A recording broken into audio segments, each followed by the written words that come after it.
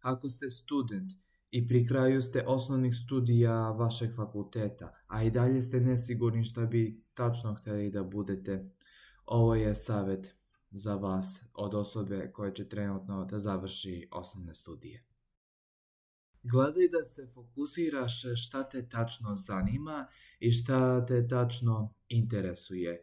Interesi, hobi, bilo šta, nešto što ti je bilo u tvojoj duši i u tvom srcu još od malih nogu.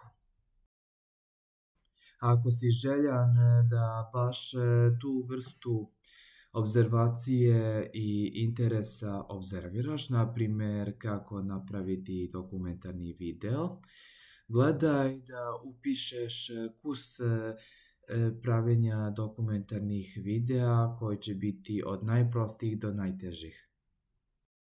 Ili ako vas zanima analiza ljudskog uma i kako čovjek razmišlja, da uzmete master ili možda čak prve 2 studije o psihologiji, analizi ljudskog uma ili možda čak antropologiji ili klinička psihologija kao kurs. Ukoliko ne možete da priuštite dovoljno stvari, gledajte da uđite od samog sebe i da sami vi analizirate kako želite.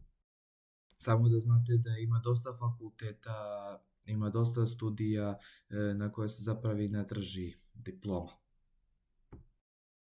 Jedino je što je potrebno jeste da radite ako hoćete, baš hoćete da sebe unapredite i da nađete u sebi što zapravo želite da postanete.